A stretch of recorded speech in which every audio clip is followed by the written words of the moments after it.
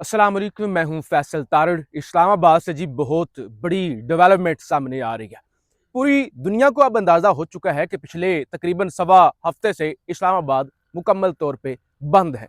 जो जहां पर फंसे हुए हैं वहीं पर फंसे हुए हैं। इवन ट्रांसपोर्टर से लेकर इस्लामाबाद के अंदर खाने पीने की अशिया, सब्जियां, फ्रूट, हर चीज़ की कमी हो रही है। लेकिन पाकिस्तान ने इस्लामाबाद को बंद ही रखा। तनकीद भी हुई, लेकिन तनकीद के बावजूद जो है वो इस्लामाबाद को बंद ही रखा गया।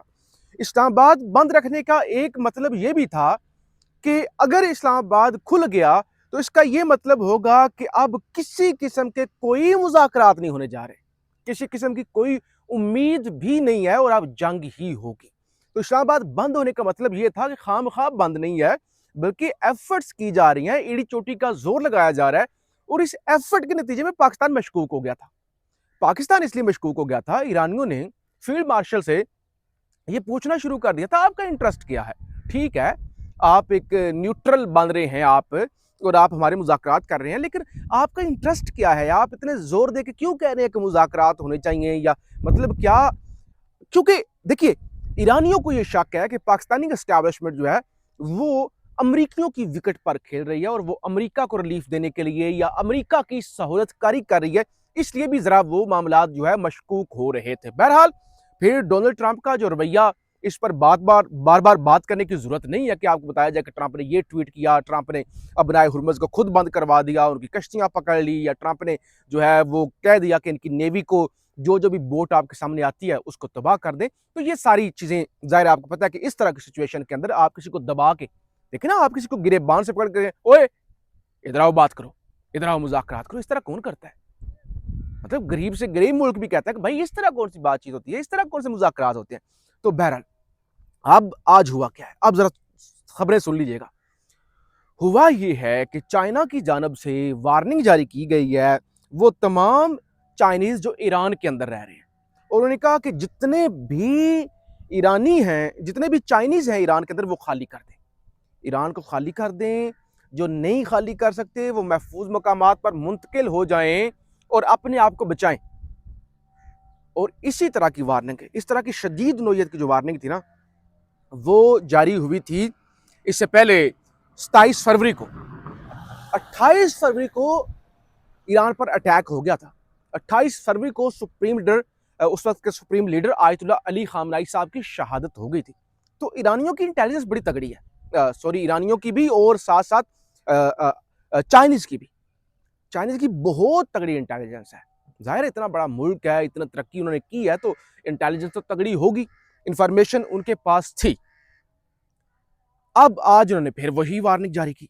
इस वार्निंग का मतलब ये था कि अब फुल फ्लैज, वो जो रात को भी आप खबर दी थी ना कि इसराइली ये कह रहे हैं कि भाई हम सिर्फ डोनाल्ड ट्रंप के ग्रीन सिग्नल का इंतजार कर रहे हैं, तो इसका मतलब ये है कि एक फुल फ्लैज बड़ा अटैक जो है वो ईरान पर होने जा रहा है। अच्छा, इस बीच में क्या होता है? इस दौरान पाकिस्तानी फील्ड मार्शल और इसहाक डार दोनों का अलग अलग राबता होता है ईरानियों से, जिसमें गालिबन अब्बास अराक्ची साहब से, और ये बड़ा जोर देकर राबता किया जाता है। मिन्नत तरला या कह ले, जो भी देखें, एफर्ट तो हो रही है, और हम पाकिस्तान तो अपना नुकसान करके एफर्ट कर रहा है ना। दो चीजें इस वक्त बंद है पूरी दुनिया के अंदर, एक अपनाए हुर्मुज़ बंद है, दूसरा इस्लामाबाद बंद है, बगैर किसी धरने के बंद है, बगैर किसी सियासी एहतजाज के बंद है। बहरहाल, अब इसके बाद जो नई डेवलपमेंट आई है, अभी पाकिस्तान के तकरीबन कोई 80 से ज़ायद सहाफ़ी ये खबर सोशल मीडिया पे पोस्ट कर चुके हैं, जिसके अंदर वो ये लिख रहे हैं कि ईरानी वज़ीर ख़ारजा अब्बास अराक्ची की मुख्तसर टीम के साथ आज रात इस्लामाबाद आमद मुतवक्के।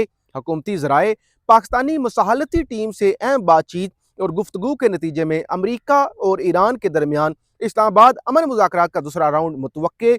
अमरीका की लॉजिस्टिक और सिक्योरिटी टीम भी मुज़ाकराती अमल के लिए इस्लामाबाद में पहले से मौजूद है। तकरीबन 11 11 से जायद अमेरिकन जहाज पिछले तकरीबन हफ्ते डेढ़ हफ्ते से नूर खान एयरबेस पर मौजूद है। तो लिहाजा अमेरिकन तो ऑलरेडी पाकिस्तान के अंदर मौजूद हैं, इंतजार कर रहे हैं ना। देखिए, ये वो सारा सिक्योरिटी है, अमेरिकन की गाड़ियां लेकर आने वाला जो है वो अमला है, खाने पीने वाला, सिक्योरिटी वाला, जो उनकी आप कह लें सीक्रेट फोर्स, उसके एहलकार हैं कि किसी वक्त भी जेडी वैंस ने आना हो या किसी ने आना हो तो एटलीस्ट उनके पास जो है सिक्योरिटी उनकी पहले से पहुंची हुई हो, यानी वो बस उनको नोटिस मिले। अमेरिकन तो इंतजार कर रहे हैं ना। अमेरिकन का ये था कि हम दबा के मुज़ाकरात करें, हम धमकियां दे के मुज़ाकरात करें। इस तरह ईरान मान नहीं रहा था, लिहाजा अब जब कहा जा रहा है मुख्तसर टीम, यानी ये कहा जा रहा है कि अब्बास अरागची साहब आ रहे हैं मुख्तसर टीम के साथ। अब अगर मुख्तसर टीम के साथ अब्बास अरागची साहब आ रहे हैं, बाकिर कालिबाफ साहब नहीं है या बाकी उनका बड़ा डेलीगेशन नहीं है, तो फिर कैसे कह सकते हैं कि दूसरा राउंड? क्या एक दफ़ा उनको बुलाया जा रहा है फेस सेविंग के लिए, या इधर आ जाए एक दफ़ा बैठ जाए फिर उनकी मिन्नत तरला किया जाए? यानी ये इसका ये मतलब हरगिज़ नहीं है कि अगर वो आ रहे हैं तो मुज़ाकरात शुरू हो जाएँगे। यानी जब कहा जा रहा है कि वो मुख्तसर डेलीगेशन लेकर आ रहे हैं, तो मुज़ाकरात के लिए तो बाकिर कालिबाफ साहब का होना और ईरान के तमाम बड़े जो स्टेक होल्डर्स हैं उनका होना ज़रूरी है। 2 चीज़ें हैं ना, एक तो ये क्या पाकिस्तान को फेस सेविंग चाहिए कि हमने जो सब कुछ बंद किया हुआ है, हमें हमें भी तो कुछ दो ना, कि कुछ कोई आया है, कोई गया है, या फिर ठीक है अभी जो छोटी-मोटी बातें हैं, जो इश्यूज़ हैं, इधर बैठ के डिस्कस कर लेते हैं, क्योंकि इससे पहले 3 दिन तो फील्ड मार्शल तेहरान के अंदर गुज़ार के आए हैं, मुलाकातें करके आए हैं। अच्छा, अमेरिकन्स के हवाले से अभी तक कोई खबर नहीं है कि अगर ये आ रहे हैं, तो अमेरिकन्स भी आएँगे। कामरान शाहिद बुजुर्ग सहाफ़ी हैं, दुनिया पर पहले प्रोग्राम करते थे, फिर वो नुक्ता के साथ चले गए, आजकल ARY पे हैं। तो इन्होंने एक खबर ज़रूर दी है, कहते हैं informed sources saying an American delegation is also expected in Islamabad tomorrow, कि अमेरिका के डेलीगेशन जो है वो भी इस्लामाबाद आ सकता है, आने जा रहा है। तो कम से कम ये खुशखबरी ज़रूर है कि कुछ ना कुछ, एटलीस्ट कुछ ना कुछ जो है वो होने जा रहा है, क्योंकि अगर जंग लग गई तो फिर तो चीज़ें बहुत ख़राब होंगी, बहुत ज़्यादा ख़राब होंगी, और पाकिस्तानियों से बेहतर कोई जानता नहीं होगा कि यहाँ पे जो बिजली की सूरत हाल है, सोलर पे टैक्स लग गया जी। देखो, लोग अपनी मददाब के तहत यहाँ पे लोग ज़लील हो रहे हैं इस मुल्क के अंदर। यानी गैस नहीं है, बिजली नहीं है, अभी पेट्रोल महँगा है, तो लिहाज़ा जंग अगर शुरू हुई, अब की बार तो कोई जंग छुड़वाने वाला भी, जंग ख़त्म करवाने वाला भी नहीं होगा कि सीज़ फायर करवा दो, इधर बैठ के मुज़ाकरात कर लो। ज़्यादा डैमेज हो चुका होगा, ज़्यादा तबाही हो चुकी होगी। अच्छा, चलें छोड़ दें, हम आपको अपडेट करेंगे कि आ रहे हैं ईरानी, नहीं आ रहे, क्या हो रहा है, किस तरफ सूरत-हाल जा रही है। 2 ज़रा खबरें सुन लें। एक तो कल स्ट्रीट मूवमेंट का आगाज़ करने के लिए सुहेल अफरीदी साहब जा रहे हैं मुज़फ़्फ़राबाद, आज़ाद कश्मीर, और हेलीकॉप्टर के ज़रिए जाएँगे। तो 8,40,000 का बिल बनता है, वो जो हेलीकॉप्टर का खर्चा आएगा, वो उन्होंने ऐलान किया कि उन्होंने अपने जो पार्टी का फंड है, उससे जारी कर दिए हैं, और कल वो हेलीकॉप्टर के ज़रिए 11-12 बजे मुज़फ़्फ़राबाद पहुँचेंगे और वहाँ पे वो जलसा वगैरह या जो भी स्ट्रीट मूवमेंट होगी, वो करेंगे। और अभी से PTI के कुछ रहनुमा आज़ाद कश्मीर पहुँचना शुरू हो गए हैं। दूसरी तरफ, यानी एक तरफ तो हम करा रहे हैं मुज़ाकरात, हम इंसानियत को बचा रहे हैं, हम चैंपियन बने हुए हैं, इंसानियत के ठेकेदार। खबर सुनिएगा, इमरान खान साहब की टीम के लिए या खान के लिए या PTI के लिए कौन सी अफसोसनाक खबर है, और पूरे पाकिस्तान के लिए। कोट लखपत जेल में कैद PTI रहनुमा एजाज चौधरी की जेल में तबीयत खराब हो गई। एजाज चौधरी जेल से PIC अस्पताल उनको मुंतकिल किया गया है। एजाज चौधरी को आज अचानक तबीयत खराब होने पर PIC अस्पताल लाया गया। एजाज चौधरी का चेकअप किया जा रहा है। एजाज चौधरी की सेहत से मुतल्लिक डॉक्टर मुकम्मल चेकअप के बाद तफसीलात बताएंगे। उनके वकील राना मुदस्सर की जानब से ये बताया गया।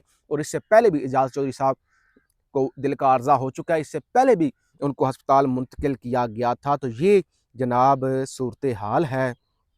तमाशा इस मुल्क के अंदर जो है वो लगा हुआ है, तबाही मची हुई है। अभी अताउल्लाह तारड़ का भी मैं एक बयान पढ़ रहा था, उन्होंने कहा ये जो सोलर वाला मामला है ना, ये गरीबों के लिए नहीं है, ये तो अमीरों पर टैक्स लग रहा है। यानी उनके कहने का मकसद ये था कि सोलर अमीर लोग लगवाते हैं। बहरहाल हम आपको अपडेट करते रहेंगे, फीडबैक ज़रूर दीजिएगा। पाकिस्तान जिंदाबाद।